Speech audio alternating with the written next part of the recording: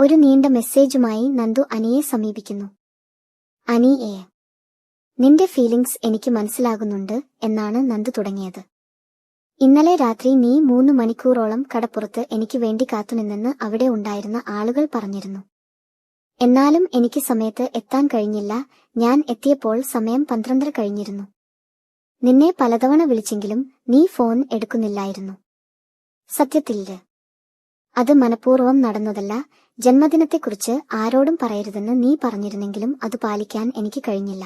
ഞാൻ ആരോടും പറഞ്ഞില്ലെങ്കിലും സ്റ്റേഷനിൽ ഉണ്ടായിരുന്ന പോലീസുകാർക്ക് എങ്ങനെയോ ഈ കാര്യം അറിഞ്ഞിരുന്നു.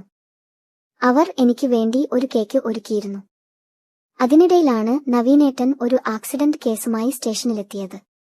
അപ്പോൾ അവർക്കും എന്റെ ബർത്ത്ഡേ കാര്യം അറിയാൻ കഴിഞ്ഞു. അവിടെ എല്ലാവരും കൂടി കേക്ക് കട്ട് ചെയ്യാൻ പറഞ്ഞപ്പോൾ ഞാൻ അതിൽ നിന്ന് ഒഴിവാകാൻ പറ്റാത്ത അവസ്ഥയായി. നീ കടപ്പുറത്ത് കേക്ക് ഒരുക്കി കാത്തിരിക്കുകയാണെന്ന് പറഞ്ഞാൽ നവീനേട്ടനും കൂടെ വരും. അതുകൊണ്ട് അവരെ ഒഴിവാക്കാനാണ് ഞാൻ ശ്രമിച്ചത്. അതിനിടെ സമയം 12 മുകളിലായി. ഞാൻ അതിവേഗം കടപ്പുറത്ത് എത്തുമ്പോൾ അവിടെ എന്റെ പേരെഴുതിയ ഒരു മനോഹരമായ കേക്ക് മാത്രമേ ഉണ്ടായിരുന്നുള്ളൂ. നീ ഇല്ലാതെ കേക്ക് മാത്രം. ആ കാഴ്ച കണ്ടപ്പോൾ എനിക്ക് എന്ത് ചെയ്യണമെന്ന് പോലും അറിയാത്ത അവസ്ഥയായി. അനിയേ, നീ എന്നെ മനസ്സിലാക്കണം. വീട്ടുകാരോട് പോലും കള്ളം പറഞ്ഞാണ് ഞാൻ നിന്റെ അടുത്തേക്ക് വരാൻ തീരുമാനിച്ചത്. പക്ഷേ അന്ന് നമ്മൾ സന്തോഷിക്കാൻ പോലും ദൈവം അനുവദിച്ചില്ലെന്ന് തോന്നി. പിന്നീട് ഓഫീസിൽ എത്തിയപ്പോൾ നീ അവിടെ ഉണ്ടാകും എന്ന് എനിക്ക് അറിയാമായിരുന്നു. പക്ഷേ നീ എന്നെ മനഃപൂർവ്വം ഒഴിവാക്കുന്നതായി തോന്നി. അതിന് ഞാൻ നിന്നെ കുറ്റം പറയാനാവില്ലാത്ത. കാരണം തെറ്റ് ആദ്യം ചെയ്തതും ഞാൻ തന്നെയാണ്. ഇതൊന്നും മനഃപൂർവ്വമല്ലെന്ന് പറയാനാണ് ഞാൻ ഈ മെസ്സേജ് അയച്ചത്. നീ എനിക്ക് എന്ത് ശിക്ഷ തന്നാലും ഞാൻ സ്വീകരിക്കും. പക്ഷേ ഈ മെസ്സേജ് കേട്ട ശേഷം ഒരിക്കൽ എങ്കിലും എന്നെ വിളിക്കണം. നിന്റെ ശബ്ദം കേൾക്കാതെ എനിക്ക് എന്റെ ഡ്യൂട്ടി പോലും ചെയ്യാൻ കഴിയുന്നില്ല. അവസാനം അനി നന്ദുവിനെ വിളിക്കുന്നു. അനി ചോദിക്കുന്നു, നന്ദു, നീ പറഞ്ഞ പോലെ 3 മണിക്കൂർ ഞാൻ കാത്തുനിന്നു.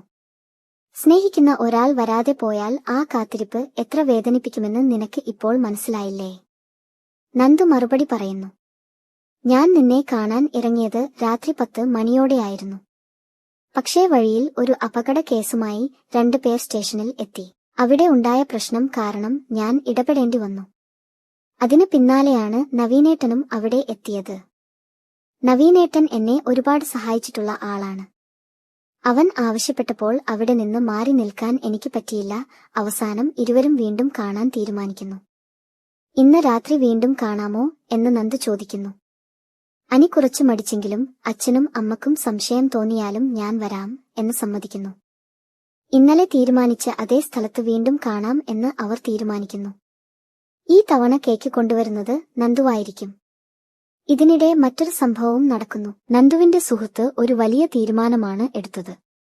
താൻ സ്നേഹിക്കുന്ന പെൺകുട്ടിക്ക് ഒരു മോതിരം വാങ്ങി അവളുടെ വീട്ടിൽ ആരും ഇല്ലാത്ത സമയത്ത് നേരിട്ട് അവളുടെ വിരലിൽ ഇടുകയും ചെയ്തു.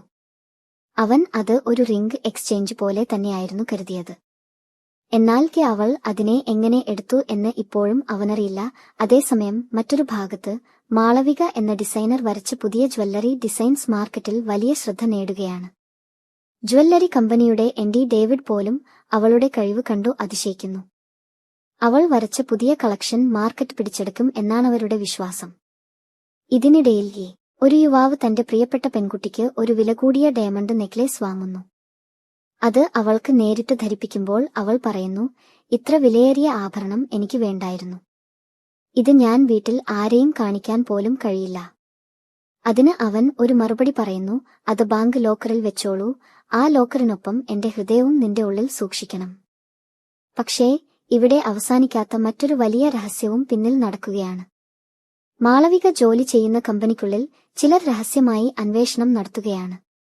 കമ്പനിയിലെ അധികാരവും നിയന്ത്രണവും സ്വന്തമാക്കാൻ ചിലർ ഗൂഢാലോചനകൾ ആസൂത്രണം ചെയ്യുകയാണ്. ഇതിനിടയിൽ മറ്റൊരു സീനിൽ ഒരു യുവാവ് തന്റെ പ്രണയിനിയെ കാണാൻ പോകാൻ തയ്യാറെടുക്കുകയാണ്. അവൾക്കായി വാങ്ങിയ വില കൂടിയ ആഭരണം ഒളിപ്പിച്ച് വീട്ടിൽ നിന്ന് പുറത്തേക്ക് പോകാൻ തയ്യാറാകുമ്പോൾ അമ്മ ചോദിക്കുന്നു, ഇന്ന് എന്താ ഇത്ര പ്രത്യേകമായി ഒരുക്കുന്നത്? അപ്പോഴാണ് അവൻ മനസ്സിലാക്കുന്നത്, ഇന്ന് തന്റെ അമ്മയും അച്ഛനും വിവാഹിതരായ ദിനം, അവരുടെ വെഡ്ഡിംഗ് ആനിവേഴ്സറി. അമ്മ ആ നെക്ലേസ് കണ്ടപ്പോൾ അത് തന്റെക്കായിട്ടാണ് വാങ്ങിയതെന്ന് തെറ്റിദ്ധരിക്കുന്നു. അവൻ ഒന്നും പറയാൻ കഴിയാതെ നിൽക്കുമ്പോൾ അമ്മ സന്തോഷത്തോടെ പറയുന്നു, മൂർത്തി ജ്വല്ലറിയുടെ MD ആയ എന്റെ മകൻ അമ്മയ്ക്ക് കൊടുക്കുന്ന ഗിഫ്റ്റ് ഇത്ര മനോഹരമല്ലേ. അവൻ അതുകേട്ട് ആശ്ചര്യത്തോടെ നിൽക്കുമ്പോൾ കഥ ഒരു പുതിയ വഴിത്തിരിവിലേക്ക് നീങ്ങുന്നു.